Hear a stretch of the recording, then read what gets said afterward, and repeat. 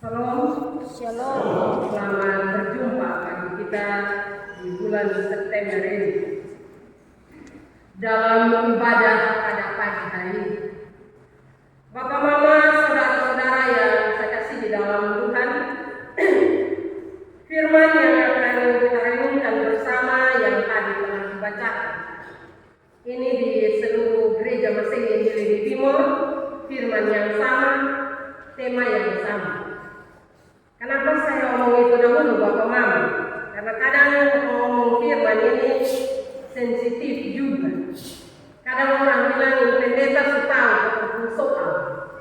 Tapi ini firman ini dari sinode sudah ditetapkan untuk kami khotbahkan.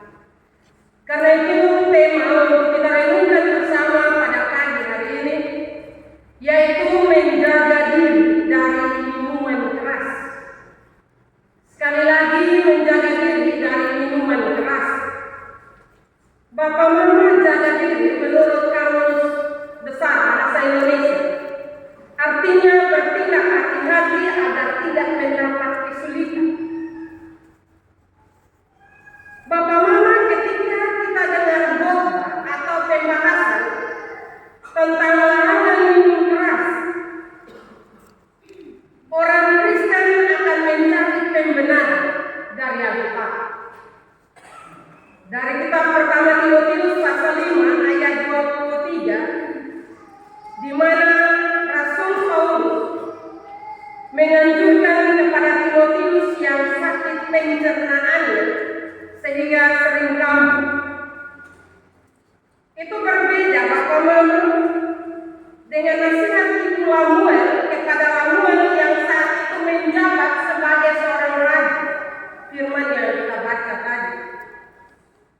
Rasul Paulus menyarankan Timotius minum anggur sedikit untuk terapi pencernaan Timotius yang sering terganggu. Dan itu bukan banyak, Bapak Mama. Karena kalau banyak itu sudah bukan jadi obat, tapi jadi racun dalam tubuh. Bukankah Rasul Paulus juga dalam suratnya melarang jemaat Efesus, dan janganlah kamu mabuk oleh anggur, karena hal itu akan menimbulkan hawa nafsu. Efesus 5 ayat 18. Dan kepada jemaat Korintus dia berkata, pencuri, orang kikir, pemabuk, pemfitnah, dan penipu tidak akan mendapat bagian dalam kerajaan Allah.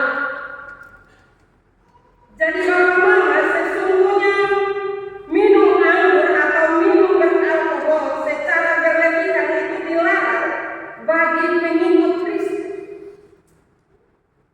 Pertanyaan bagi kita, Bapak Mama, apakah larangan itu kita sudah taati? Karena Bapak Mama, kalau berlebihan pengaruhnya akan menjadi keras dan kamu akan mabuk. Tapi mabuk bagi kehidupan kita, dalam kenyataan kehidupan kita saat ini, orang ketika mabuk dirasa enak. Bahkan di saat dia mulai sedikit tergoyang-goyang, dia merasa bahwa dia di atas.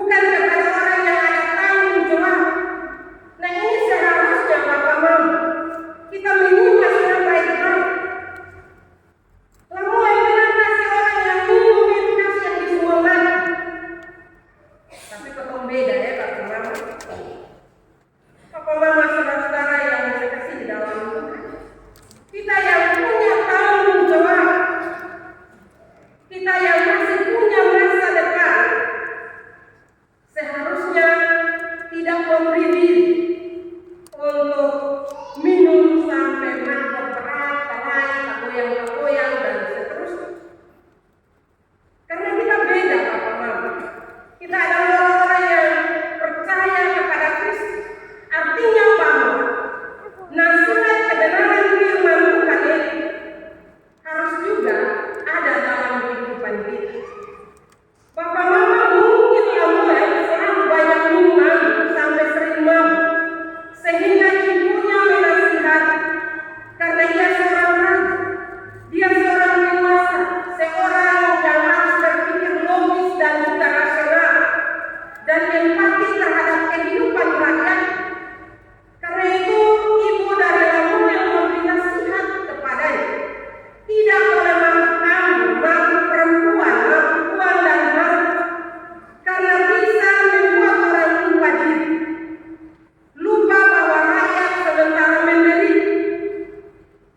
Itu nasihat yang ditujukan bagi Samuel sebagai raja pada waktu itu.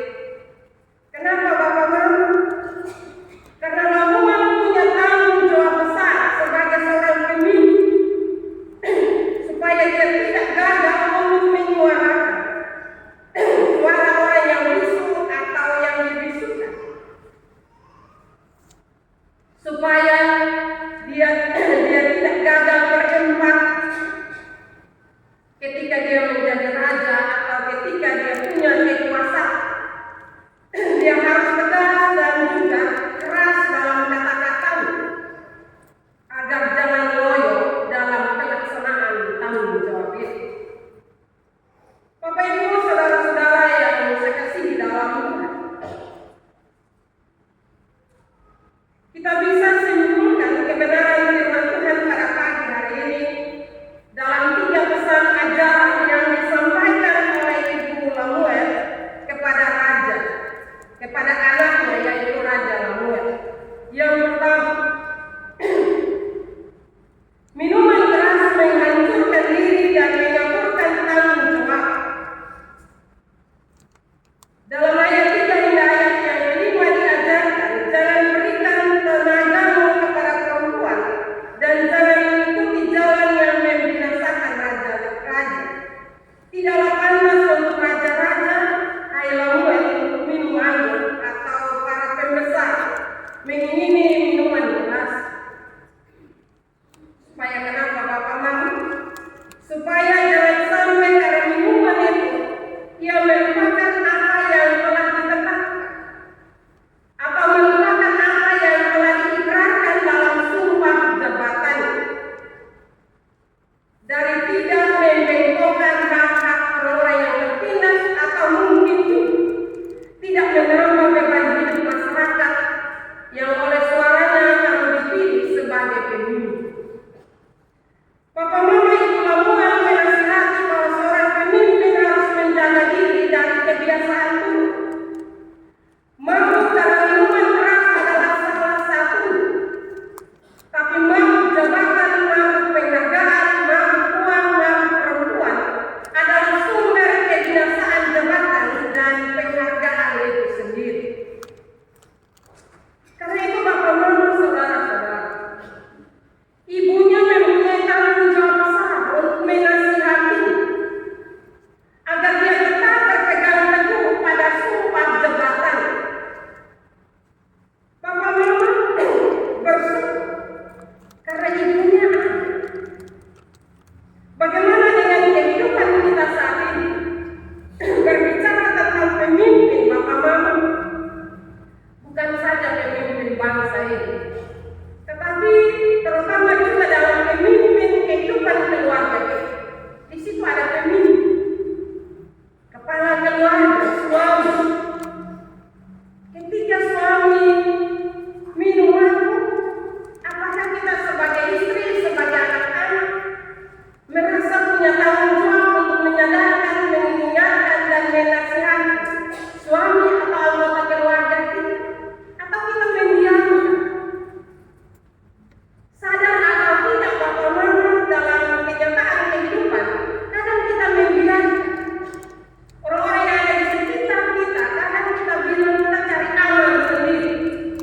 kita bilang masing-masing tanggung jawab. Tidak demikian. Ketika kehidupan sebuah keluarga, di situ adalah tanggung jawab bersama untuk kita saling mengingatkan dan saling menasihati. Kalau omong sudah bisa, bapak mama didoakan dengan tekun. Karena memang masa sekarang kalau suami mabuk dan istri omong itu bisa patah. Tetapi ada hal yang Yesus ajarkan bagi kita. Doakan mereka. Tapi berdoa coba mama mereka selalu bilang, jangan cuci maki dalam hati berdoa, itu bisa, Tuhan bisa dengar. Tapi menenangkan hati batin kita dan ungkapkan isi hati kita kepada Tuhan. Sehingga perubahan itu bisa terjadi. Dan itu yang dilakukan oleh ibu Mamuel. Selain dia menasihati, dia menegur anaknya sebagai seorang raja, tetapi juga dia selalu setia mendoakan anak. Dan itulah menjadi tanggung jawab kita dalam kehidupan berkeluarga. Bapak mama, saudara-saudara, kenapa hal ini harus terjadi? Karena mabuk itu akan membuat orang lupa hukum, lupa aturan, dan juga lupa hukum. Coba kita lihat kenyataan ketika orang mabuk, apa dia ingat hukum Tuhan? Ada juga yang hebat ketika dia mabuk, dia ngomong firman Tuhan dia lancar, bapak mama. Dan saya suka mengulang-ulang di khotbah. Ketika orang mabuk, dia mabuk bagi nasihat orang lain dari firman Tuhan. Fotonya ada waras atau bilang apa? Ini orang hebat. Dia mabuk, dia ngomong firman. Hebatnya di mana? Bapak mama, saudara-saudara yang saya kasih di dalam Tuhan. Karena mabuk, sekali lagi orang juga menyampaikan ketidakadilan kepada orang-orang yang ada di sekitar. Dia hanya mementingkan dirinya sendiri. Ketika dia ada uang, dia hanya membelanjakannya untuk menyenangkan hidupnya, menyegarkan dia menurutnya, menyegarkan diri. Tetapi bagaimana dengan orang-orang yang ada di sekitar? Kadang mama baru minta doi, bapak lain sudah doi. Tapi di luar sana, bakuan, rokok, sakit pas keluar doi beli kopi dan minum bersama. Atau juga kadang anak-anak minta uang, bapak bilang, bisa setengah uang, minta di rumah, terus ada uang.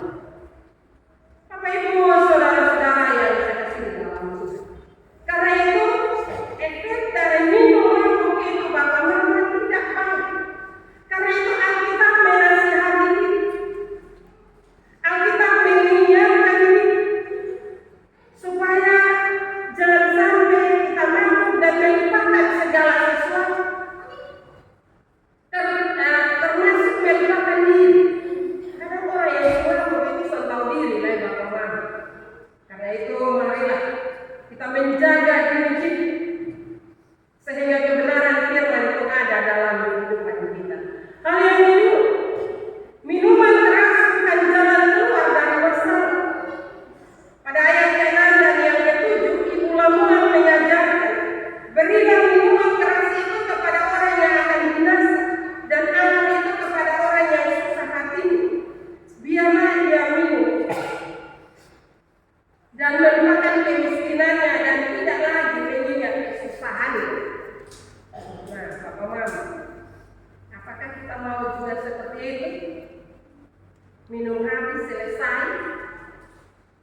Saya percaya siapapun juga kita tidak menginginkan agar minum habis selesai. Hidup kita masih berlanjut, Bapak Mama.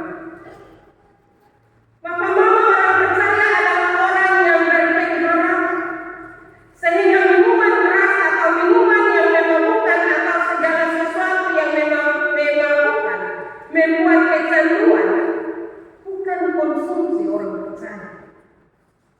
Minuman orang percaya adalah anggur yang manis yang jumlahnya hanya secukupnya sebagai obat atau terapi